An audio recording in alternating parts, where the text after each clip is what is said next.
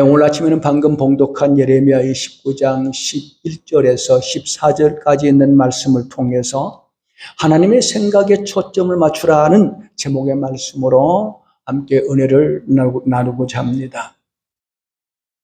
여러분에게 한 가지 묻겠습니다. 하나님을 떠나는 인간에게 나타나는 대표적인 죄가 무엇이라고 생각하십니까? 그것은 바로 교만입니다. 사람이 범하는 모든 죄는 교만의 뿌리에서 뻗어나온 가지이고 그 가지에 열린 열매라고 할 수가 있습니다. 그리고 이 교만의 정점은 자신을 하나님의 자리에 올려놓는 오만입니다. 자신을 하나님 자리에 올려놓는 오만한 자에게 나타나는 대표적인 특징은 하나님의 존재와 사물을 이해하고 우리 자신을 이해함에 있어서 언제나 인간의 관점에서 생각하고 판단한다는 것입니다. 즉, 내 생각이 가장 옳다고 여기는 것이 스스로 하나님처럼 여기는 오만한 자의 모습이다 할 수가 있습니다. 그 근거가 어디 있습니까? 그것은 우리의 인류상 아담과 하와의 타락에서 찾을 수가 있습니다. 하나님께서 6일 동안 천지 만물을 창조하시고 그 마지막으로 하나님의 형상을 따라 인간을 창조하신 후에 하나님과 인간 사이에 언약을 맺습니다.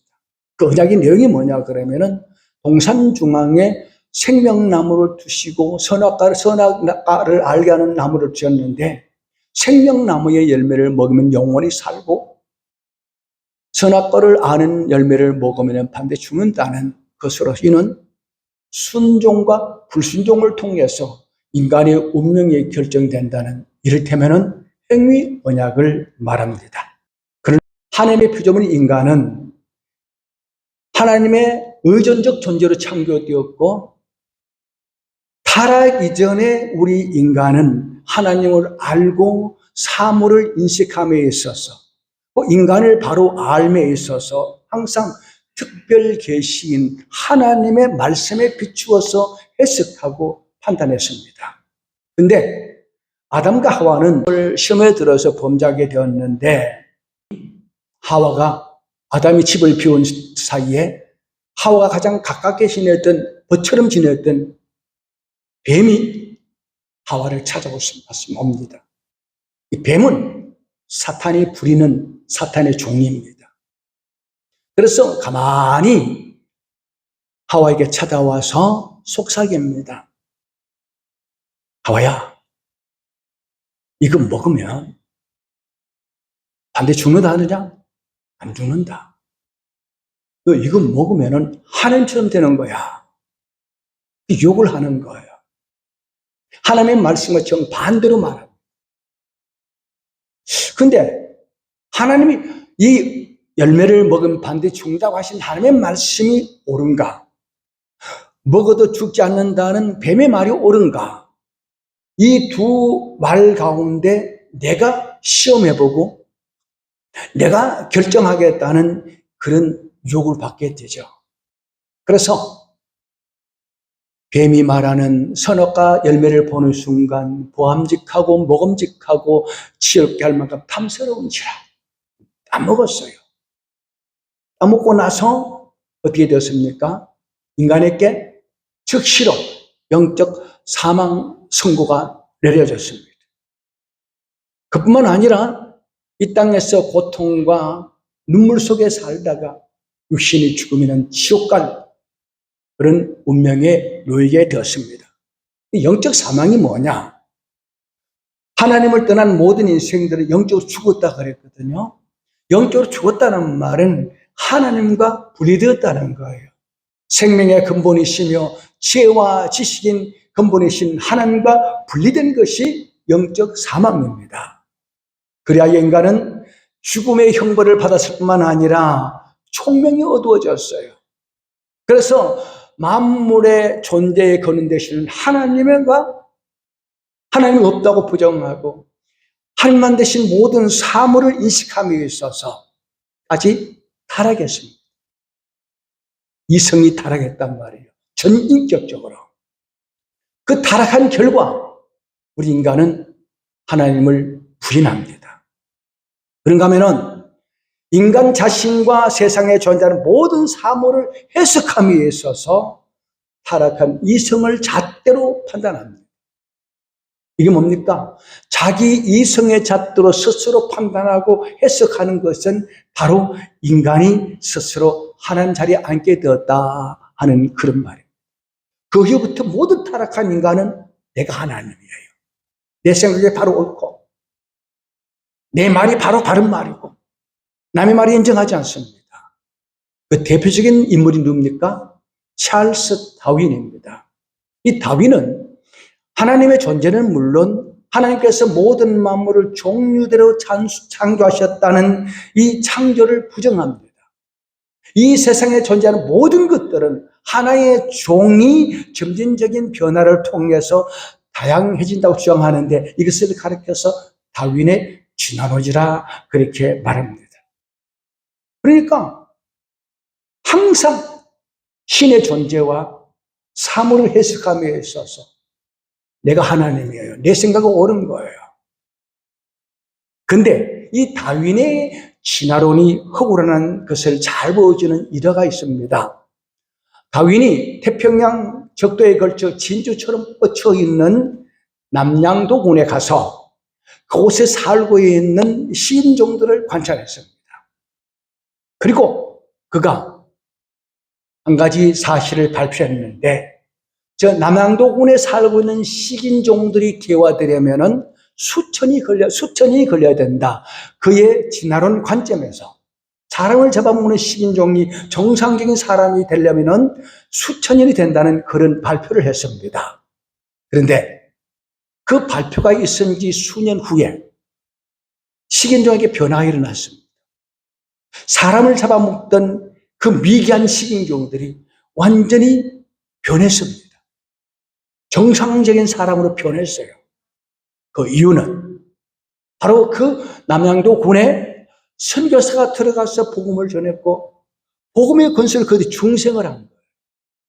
중생하니까 완전히 딴 사람이 된 거죠. 수천 년이 되어야 개화된다던 다윈의 이론이 얼마나 허구인가를 이 사건을 통해서 잘 보여주고 있습니다. 그리고 하나님께서 우리를 구원하실 때 우리의 영혼만 구원한 것이 아니고 지식에까지 새롭게 하셨습니다. 따라서 우리는 거듭난 이성으로 하나님의 존재와 이 세상에 존재하는 사물과 또 인간에 대해서 바르게 인식하게 되었던 것이죠. 눈에 보이지 않지만 하나님 살아계시고 이 세상에 존재하는 모든 만물은 하나님의 창조물이다. 우리는 하나님의 형상대로 지음받은 인간이다. 정확하게 인식하고 해석할 수 있는 그 지식에까지 새롭게 변화를 받게 되었습니다. 그런데 우리 한 가지 알 것은 중생한 이성을 가진 성도랄지라도 하나님의 말씀을 근거로 해서 하나님의 관점에서 우리 주변에 일어나는 사건들을 해석하지 않고 여전히 타락한 이성의 잣대로 생각하고 해석하고 판단하면은 다른 해석을 할 수가 없습니다. 특히 우리는 신과 다른 사람의 고난을 당했을 때 고난을 해석함에 있어서 인간의 관점에서 저 사람 잘못 살아서 벌 받는다. 그리고 나도 하나님께서 나를 벌을 내셨다. 나 이제 망했다. 그래서 절망하고 낙담하고 하나님 원망하는 자리에 떨어지는 것이 우리 인간의 모습입니다. 오늘 우리가 은혜 받을 예레미야 29장은 범죄하여 하나님의 징계를 받아서 나라가 망하고 바벨론 포로 끌려간 유다 백성들에게 하나님께서 이스라엘 예레미야 선지자를 통해서 보낸 편지입니다. 여기서 하나님은 유다 백성들에게 고난을 보내시는 당신의 의도, 당신의 생각이 어떠한 것인가를 말씀하고 있습니다. 그리고 이 말씀은 지금 이 땅에 살고 있는 바로 저와 여러분들에게 주시는 하나님의 위로와 소망의 메시지입니다. 자, 오늘 본문은 이렇게 시작합니다. 여호와의 말씀이니라. 너희를 향한 나의 생각을 내가 안하니 평안이요 재앙이 아니니라. 너희에게 미래와 희망을 주는 것이니라. 여기 하나님께서 자신의 생각을 말씀하시는 것은 내가 너에게 고난을 보내는 것은 너의 이성의 잣대로 해석하지 말라는 거죠. 내 생각에 초점 맞추라는 거예요. 우선 역설적으로 당시 이스라엘 백성들이 자신들이 당하는 고난을 인간의 관점으로 해석했기 때문에 이제 나는 끝이 났다고 원망하고 불평하고 낙담하고 좌절했던 것입니다. 그래서 하나님께서 그들에게 왜 그들이 고난을 당하는지, 왜 하나님이 그들에게 징계를 보내는지 그것을 말씀하고 있는데, 이는 내가 너희가 미워서 심판하는 것이 아니다. 오히려 너희에게 평안과 미래의 희망을 주기 위한 선한 의도로, 선한 생각으로 이 일을 행하는 하나님이다 라는 것을 여기서 말씀하고 있습니다. 여러분, 우리가 잘 아는 유다가 어떤 민족입니까? 그들은 천지 만물을 창조하신 전능하신 하나님, 천지의 대주제이신 하나님의 선택을 받고 하나님을 섬기는 민족이었습니다. 그 나라는 하나님의 언약 가운데 세워졌으며 하나님이 통치하는 나라예요. 그런데 그 나라가 막 멸망을 당하고 만 것입니다.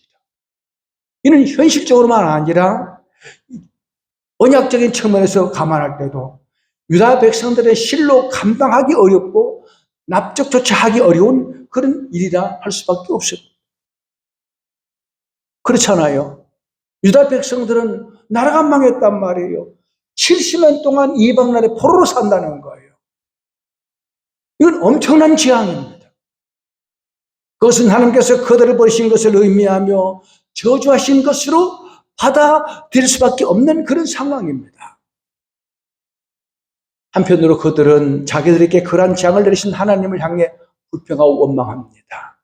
또 다른 한편으로는 이제는 끝났다, 우리 희망이 없다, 이런 인간적인 생각에서 낙심하고 절망에 빠졌습니다. 이러한 그들의 태도를 하나님께서 바로 잡아주기 위해서 왜 너희에게 고난을 보냈는가, 이 징계를 보내는 목적이 무엇인가에 대해서 말씀하고 있습니다. 여러분, 조금 전에 말씀드렸습니다. 유다 나라는 천지의 대주제이신 만왕의 왕이신 하나님이 세운 나라입니다. 아니, 그 위대하신 하나님께서 능력이 없어서 자기가 세운 나라를 버리시겠습니까? 하나님은 자기 백성을 사랑하십니다. 그래서 항상 부모가 자식이 잘 되기를 바라는 것처럼 하나님은 당신의 백성들이 잘 되기를 바라는 거예요. 어느 부모가 자식에게 고통당해서 기뻐할 부모가 있겠습니까? 어느 부모가 자식을 고통해서 내몰 부모가 있겠습니까? 마찬가지입니다. 하나님 우리 사랑하시기 때문에 우리가 고통당하는 거 원치 않습니다. 행복하게 잘 살기를 원하십니다. 그래서 신명기 10장에 보면은 행복하게 잘 살기는 방법까지 말씀해 주셨습니다. 여호와를 경외하고 그 계명을 지키고 여호와를 사랑하고 그를 섬기며 말씀에 순종하면 내가 행복할 것이다 그랬는데, 그들은 하나님을 두려워하지 않았습니다. 계명을 지키지 않았습니다. 하나님을 사랑하지 않았습니다. 그래서 하나님께서 그들을 바로 고쳐주기 위해서, 미래의 희망을 주기 위해서 잠시 동안 고난을 당하게 했다는 것이 오늘 본문의 내용입니다. 그때 당시 이스라엘 백성들은 우상 숭배에 죄악에 빠졌어요. 하나님께서 그들을 고치시기 위해서 말씀을 보냅니다. 야, 돌아오라. 우상은 무익하다. 우상을 버리고 여호와께 돌아오라고 끊임없이 외쳤는데 말로는 안 들어요. 옛말에 그런 말이 있죠. 마른 명태는 두들겨 패야 부드러워진다. 인간이 고난을 당하지 않고는 절대 교만이 깨어지잖아요. 그래서 풀갑을 바벨론 나라를 일으켜서 그들의 나라를 망하게 하고 포로를 끌리가 한 겁니다. 여러분, 세상 사람들이 악을 행할 때 하나님이 그냥 방관하십니다. 내버려 두십니다. 그러니까 우리 성도들 가운데는 악을 행하는 사람이 행동하는데 왜 우리를 어렵냐고 낙담하게 되는데, 왜 그들을 내버려 두는가? 사생자이기 때문에. 그들은 장차 심판이 예약된 사람들이기 때문에 실컷 죄짓다가 지옥에 가라고 내버려 두는 거예요. 그러나 자기 백성들은 결코 내버려 두지 않습니다. 요즘요, 길거리에 가면은 머리에 쇠떡도 벗기지 않은 것들이 담배 피우고 참 이상한 짓 하고 있습니다. 그런데 그들에게 야단치면 개듭니다. 큰일 납니다. 마치 하나님께서 이스라엘 백성들에게 선자를 보내서 회개하고 돌아오라 할 때 돌로 때리고 잡아 죽였던 것처럼 인간은요, 좋은 말 하면 받아들이지 않아요. 그래서 내 자식이 그러면 야단칠 텐데 남의 자식 그렇게 살면 내버려 두는 거예요. 괜히 말하다가 봉변당할까 봐. 하나님께서 자기 백성을 너무 사랑하기 때문에 그들을 내버려 두면 평안이 없는 거예요. 미래의 희망이 없는 겁니다. 그래서 그들에게 참된 평안과 미래의 희망을 주시기 위하여 그들을 잠시 동안 고난을 당하게 하셨다 하는 것이 오늘 본문의 말씀입니다. 그 일환으로 70년간 바벨론 포로 생활이었습니다. 여러분, 그들이 당한 징계는 마치 암세포가 몸에 퍼져가는 것을 막기 위해서 의사가 메스를 들고 그 암세포와 살을 쪼개고 암세포를 잘라내는 것 같은 큰 고통입니다. 물론 환자에게 있어서 이를 가르고 암세포를 잘라내는 그 수술 과정은 너무 힘겹고 고통스럽습니다. 또 수술이 끝난 이후에도 그것이 완전하게 아물 때까지는 제대로 몸을 가눌 수 없는 그런 상태에 처할 수밖에 없습니다. 근데 말이죠, 그런 환자가 수술 후에 회복이 되었을 때 의사를 찾아가서 왜 내 살을 오려내고 이 고통을 주었습니다고 항의한 사람 아무도 없습니다. 왜요? 의사의 의도를 알거든. 저분이 내 생명을 살려주시려고 위험한 수술을 하셨구나. 그래서 의사 선생님 고맙습니다, 감사합니다 인사잖아요. 맞습니다. 많은 유다 백성들이 하나님께서 자신들의 고난을 주신 것은 마치 암세포를 도려내고 수술하는 과정이라고 생각했다면 하나님을 원망하거나 낙담하지 않았을 것입니다. 이건 오늘 우리 성도도 마찬가지입니다.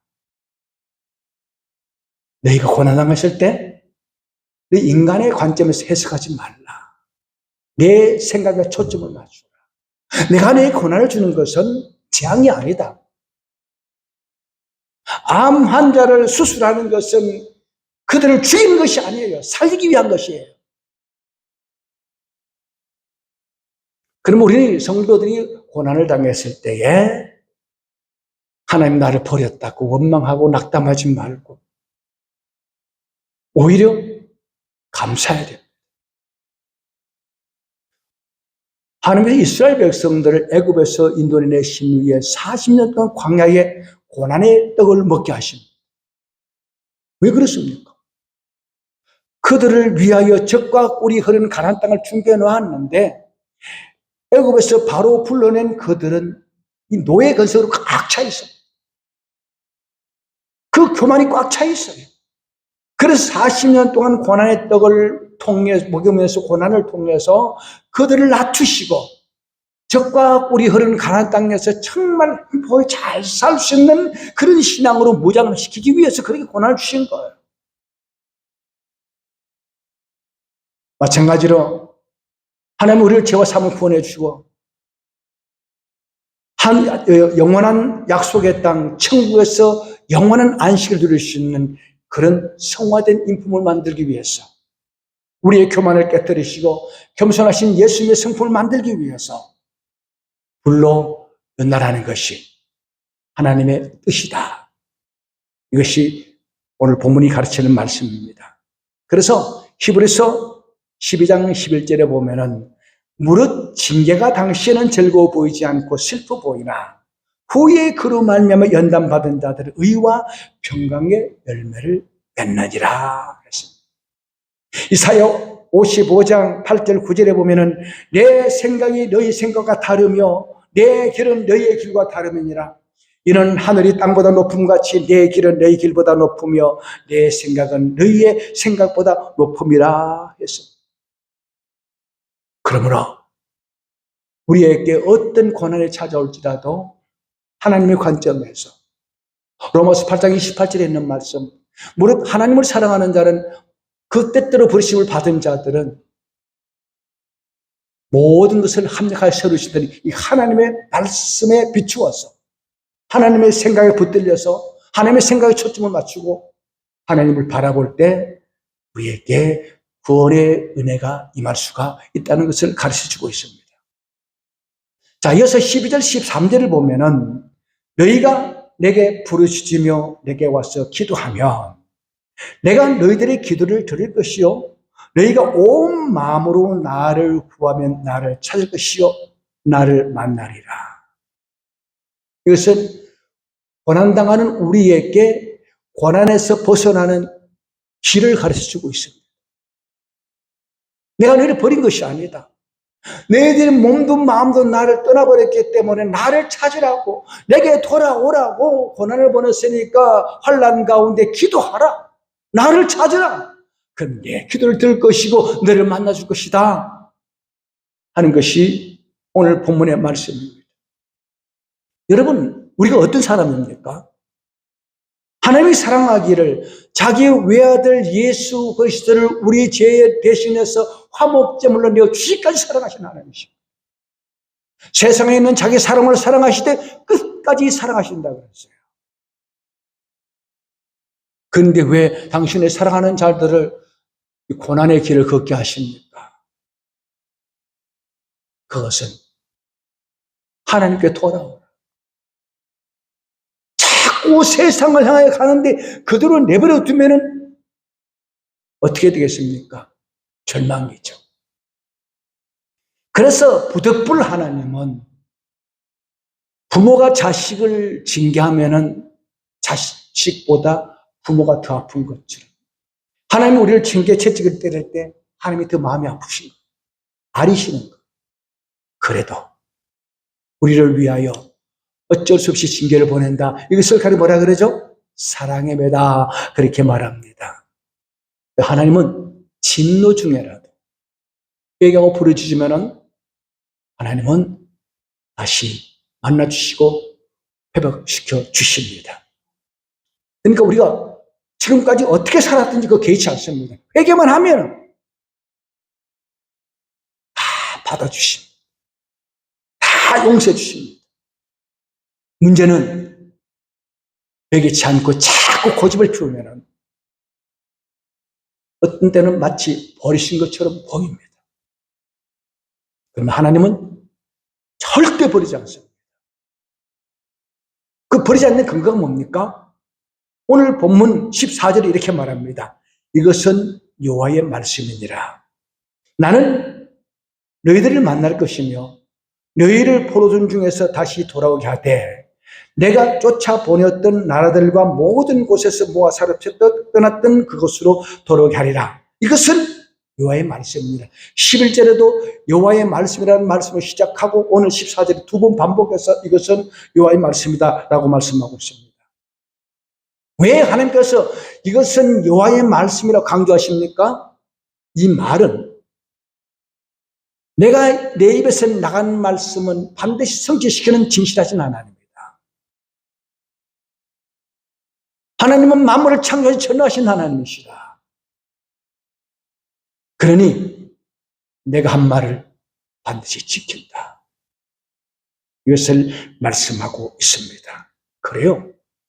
하나님은 전능하십니다. 능치 못한 일이 없으십니다. 하나님은 한 번 약속하신 것은 반드시 지키십니다.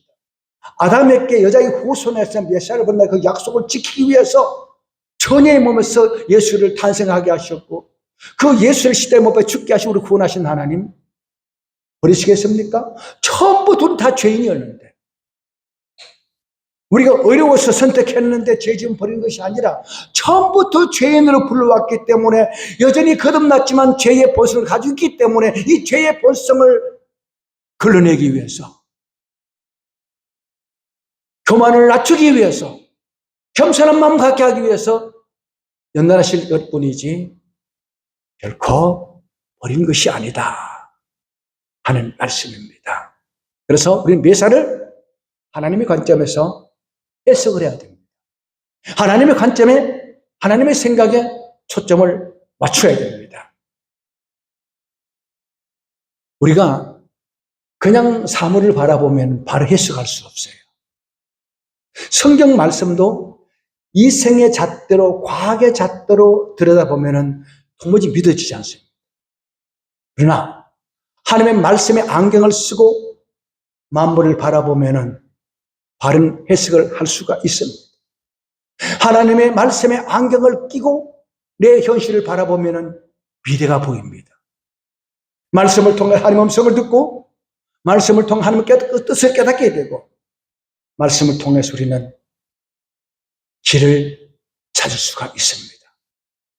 욥이 극심한 고난을 당했을 때 그 친구들이 와서 욥을 인간의 생각으로 욥이 환난을 당하면서 죄 때문에 벌 받는다고 그렇게 해석을 합니다. 욥이 얼마나 힘들었습니까? 가뜩이나 고통당하는데 네 죄 때문에 벌 받는다 그러면 얼마나 힘들었겠습니까? 근데 욥은 하나님의 관점에서 자기를 바라보는 거예요.